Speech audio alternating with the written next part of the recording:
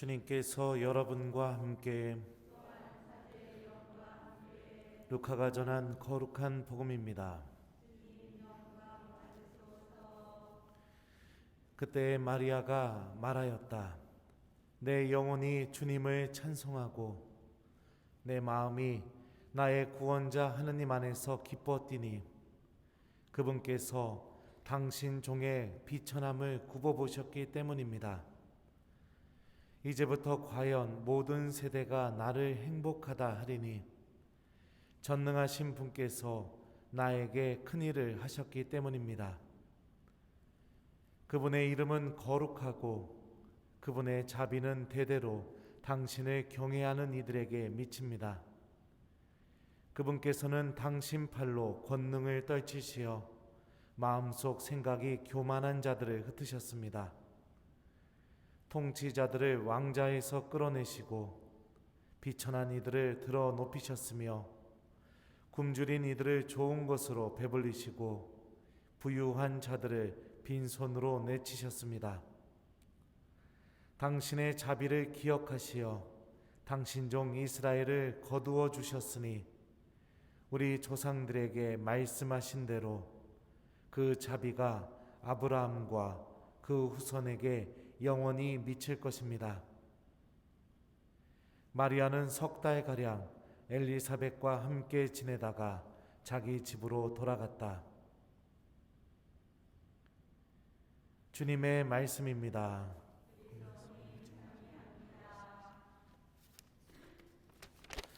오소서 성령님, 그분께서 당신 종의 비천함을 굽어보셨기 때문입니다. 안녕하세요. 오늘 복음 말씀은 어제 복음 말씀에 이어서 성모님과 엘리사벳의 만남, 그 이후에 곧바로 성모님께서 하느님께 찬미의 노래를 드리는 부분입니다.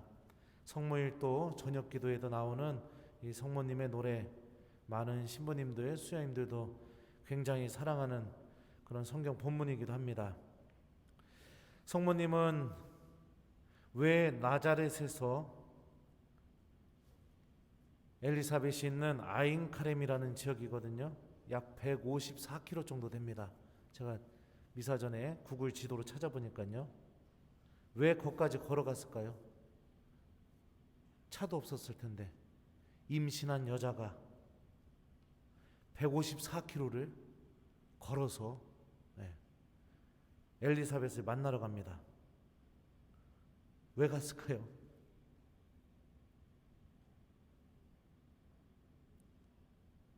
살 수가 없었기 때문에 갔을 겁니다. 나자렛에서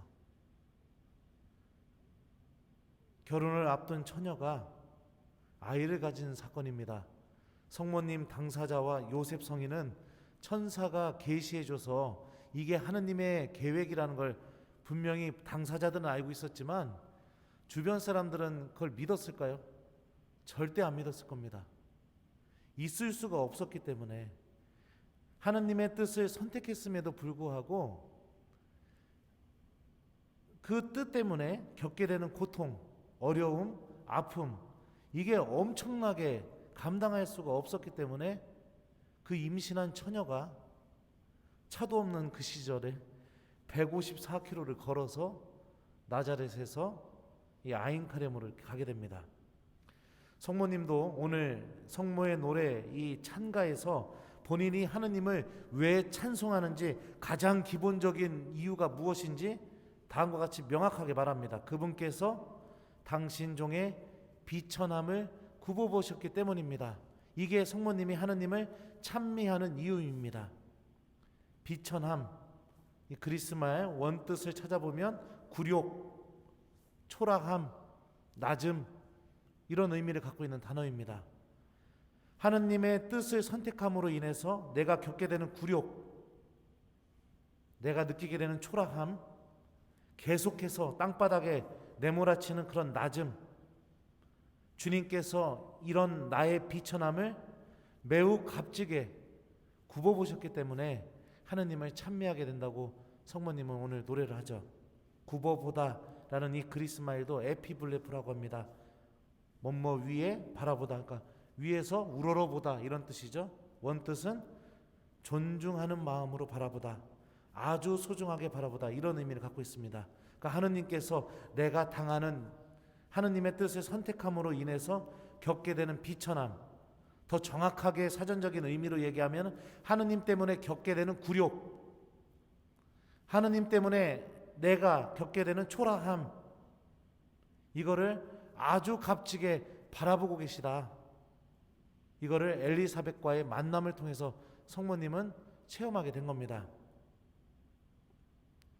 우리들도 신앙생활을 하다 보면 하느님의 뜻 때문에, 그 하느님의 좋으신 뜻 때문에 나는 기쁘게 그 뜻에 순명하고 그 뜻에 응답했지만 그 좋은 의도하고는 전혀 상관없이 정반대의 일들이 벌어지는 경우들이 종종 있습니다. 종종 생깁니다.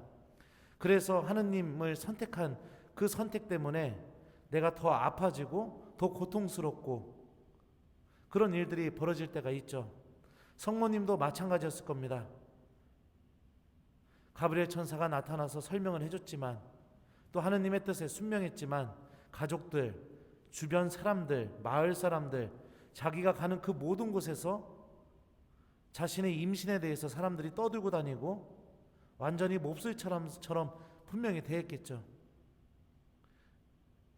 그 고통 속에서 하느님께서는 우리가 당신 때문에 겪게 되는 그 고통, 당신 때문에 겪게 되는 아픔, 당신 때문에 겪게 되는 그 희생, 이 모든 것을 그저 아무렇지 않게 바라보시는 게 아니라 매우 값지게, 아주 소중하게, 존경하는 마음으로 그것을 바라보고 계시다라고 이렇게 성모님은 고백합니다.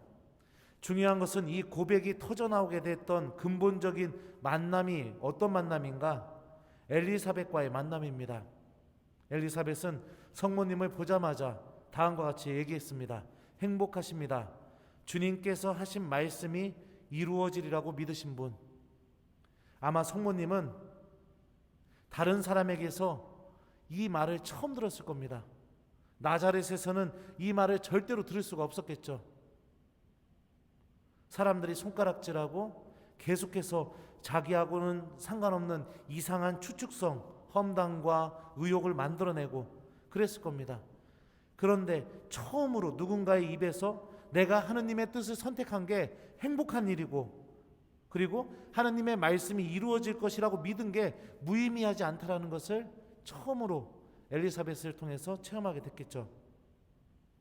그러기에 이 성모님은 엘리사벳과의 만남을 통해서 이 하느님을 찬미하는 노래를 부릅니다. 우리는 어떤 만남을 하고 있는 사람들입니까?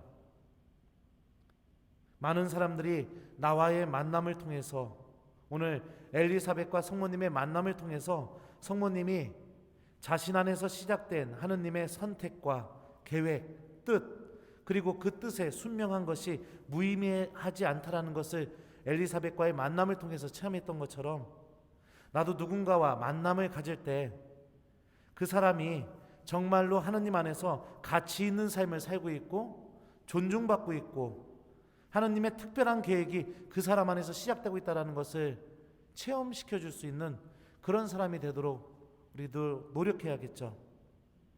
가족들과의 만남, 배우자와의 만남, 또 내가 만나는 직장 동료들, 또 나아가 내가 만나는 수많은 사람들, 그런 사람들과의 만남을 통해서 우리들도 성모님께서 찬미의 노래를 불렀던 것처럼 그들 또한 나와의 만남을 통해서 하느님을 찬미할 수 있도록 그렇게 봉사하는 신앙인이 되는 것이 필요하다고 생각합니다.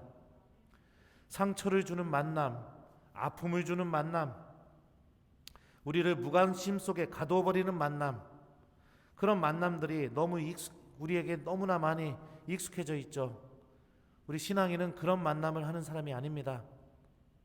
성모님이 찬미의 노래를 불렀던 것처럼 나와의 만남을 통해 누군가가 하느님을 찬미할 수 있도록, 모든 사람들이 비난하고 손가락질하는 바로 그 상황 안에서도 그 사람 안에서 시작되고 있는 하느님의 뜻과 계획이 무엇인지를 바라볼 수 있는 그런 만남이 필요합니다.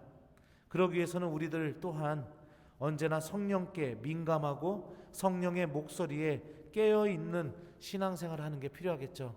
엘리사벳이 성령으로 가득 차서 성모님께 인사했던 것처럼 우리들 또한 그런 삶을 살아가는 게 필요합니다.